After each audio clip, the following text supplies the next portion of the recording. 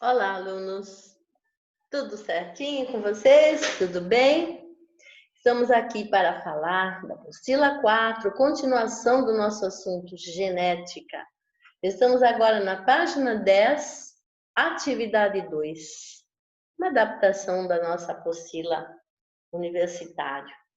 Continuando a falar sobre os trabalhos elaborados por Gregor Mendel. Caminhando um pouquinho mais com o nosso assunto aqui, nós vamos entender agora, continuar falando sobre os mecanismos de transmissão das características hereditárias e agora focando mais o item que é vantagens da reprodução sexuada e as aplicações da genética atualmente. Quer dizer, todas essas aplicações acumuladas ao longo do tempo.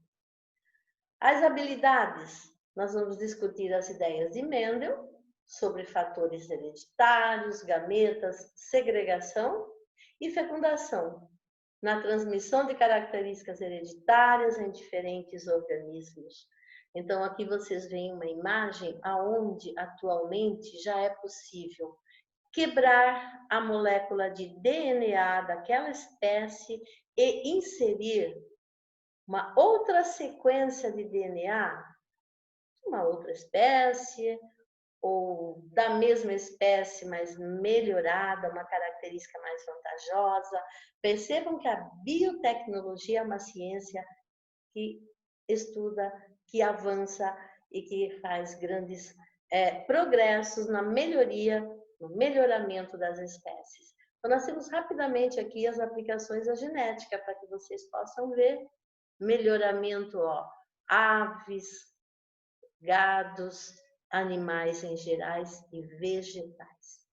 Então, a melhoria que aconteceu ao longo dos últimos, vamos pensar em décadas ou um século, é muito grande.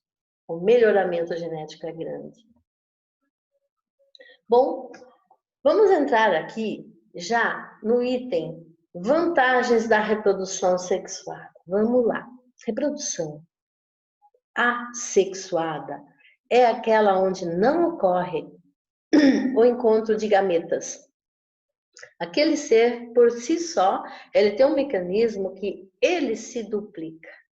No caso de bactérias e alguns outros seres. A bactéria, de uma bactéria, ela se divide em duas, se divide em 4, se divide em 8, 16, 32, e por aí vai. Então, essa reprodução assexuada, ela não oferece variabilidade genética. Bom, mas o nosso foco é a reprodução sexuada, que fala que é um processo pelo qual ocorre a fusão de duas células gaméticas, de dois gametas. Fusão quer dizer o encontro, eles se misturam, se fundem. E esses seus núcleos vão trocar informação genética, produzindo descendências variadas. Por esse processo chamado de fecundação ou fertilização, os gametas, ou seja, as células haploides. Na outra aula você ouviu diploides, 2N, né? Diploides, 2, haploide, 1, ou metade, né? Então, gametas são células haploides de uma mesma espécie, se fundem para originar uma célula diploide. Então, duas haploides se juntam para formar uma diploide denominada zigoto ou célula ovo. Então, durante a fusão dos núcleos gaméticos, eles se unem, haverá uma mescla do conteúdo cromossômico. Mescla quer dizer troca, mistura. Antes, né, esses conteúdos, eles estavam armazenados no interior de cada gameta. Cada gameta tem suas características genéticas próprias. Masculino, feminino. Após ocorrer a junção desses dois gametas, vai ocorrer o quê? O compartilhamento de material genético, cedido por dois organismos que entrecruzando-se através de células reprodutivas, formarão um novo indivíduo que recebe características genéticas dos seus ancestrais. Agora, qual seria a vantagem da reprodução sexual? Essa troca de informação genética do masculino e do feminino garante maior variabilidade genética para a espécie. Mas qual a vantagem disso? Garante melhores condições de adaptação ao meio ambiente. Então, aqui está toda a importância da reprodução sexuada. Os indivíduos têm maior variabilidade genética, maior chance de se adaptar ao meio. Então, relembrando essa imagem aqui, o óvulo, gameta feminino com seus cromossomos, se une ao gameta masculino com seus cromossomos. Após ocorrer essa junção, nós falamos que ocorreu a fecundação, formando, portanto, uma célula, ovo ou zigoto.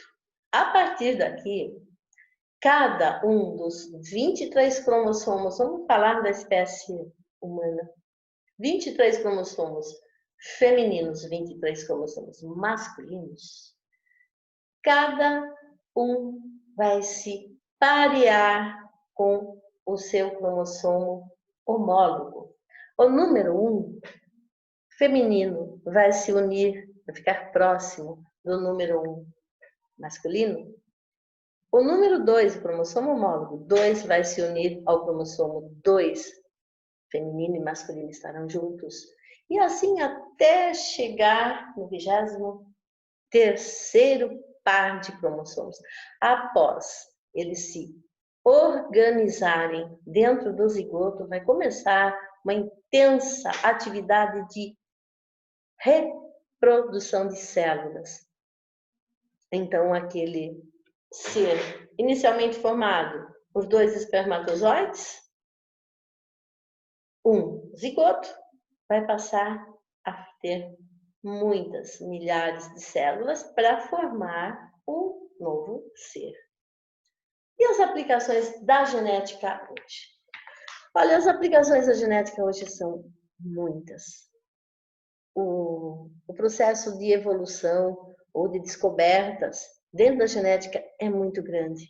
Então, nós vamos falar alguns para vocês. Prevenção e tratamento de doenças. É possível prevenir certas doenças características ou comuns dentro daquela população, dentro daquela família, através de um aconselhamento genético, onde é retirado o material genético do embrião, do feto, geralmente embrião, né? Para entender a sequência daquelas bases nitrogenadas, ou seja, as partinhas que formam o DNA, entender se aquele futuro ser vai ser portador daquela doença que é muito comum naquela família e fazer uma intervenção, corrigir o problema. Terapia gênica, substituir genes doentes por genes sãos, sadios, ou até eliminar genes doentes. Intervenção terapêutica, definidas de acordo com o perfil genético do doente, né? O que faz seria a probabilidade de melhorar aquele problema comum naquele paciente. Aplicações da genética humana estão relacionadas à medicina legal, criminologia, também reconhecimento de tecidos, reconhecimento da identidade por meio de características genéticas, em especial as impressões digitais, os exames de DNA, para a identificação de paternidade, vítimas de sinistros ou de potenciais homicidas. Então, aqui nós temos uma área muito interessante da genética que desvenda mistérios, dúvidas, assassinatos, melhoramento animal e vegetal, iniciada lá com a genética de Mendel, para vegetal, né? Então, hoje temos a produção de organismos geneticamente modificados e os transgênicos. Então, aqui é um assunto muito amplo. Qualquer um deles é um assunto muito amplo. E se você gostar desse tema, você entra na internet, em um link, você pesquisa na apostila, também tem resumos sobre essas aplicações. Você vai verificar que o melhoramento genético ele existia, nossa, desde a época de antes de Cristo, quando as pessoas iam escolhendo os animais maiores, as galinhas que eram melhores poedeiras, os animais de maior porte para maior produção de carne, leite. Então, o melhoramento genético ele existia antigamente no olhômetro. Olhava e ia selecionando, pegava o melhor macho para cruzar com a melhor fêmea e obter assim descendentes geneticamente melhores para transmitir a característica para os seus descendentes. Mas hoje temos a biotecnologia que mexe, altera o nosso DNA, insere características vantajosas para uma produção melhor daquele produto. Então, outra associação dessa ciência é com relação às epidemias. Olha lá, um caso bem comum, né? Bem do momento. Sequenciamento do DNA do vírus Covid. A partir do sequenciamento do vírus Covid, eles entenderam todos os processos pelos quais esse vírus se reproduz, se dissemina no espaço, por que ele ataca determinados órgãos. E depois disso, lógico, né? O próximo passo é uma vacina. E também toxicologia.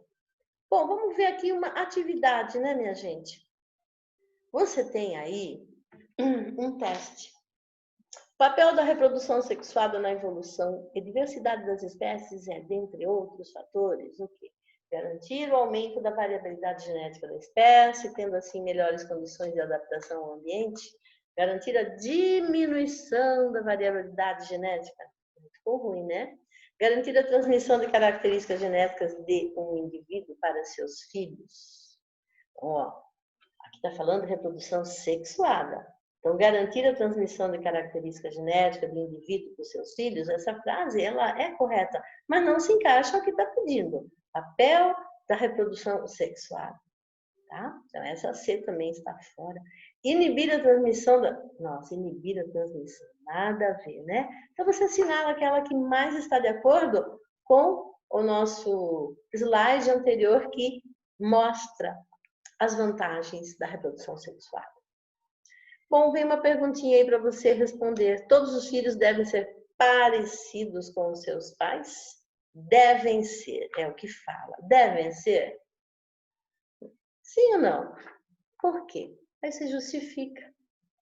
Alunos, muito obrigada pela atenção, pelo carinho. Se você assiste os vídeos da Escola João Salto, deixe o seu like. Para nós é importante perceber que o aluno assiste.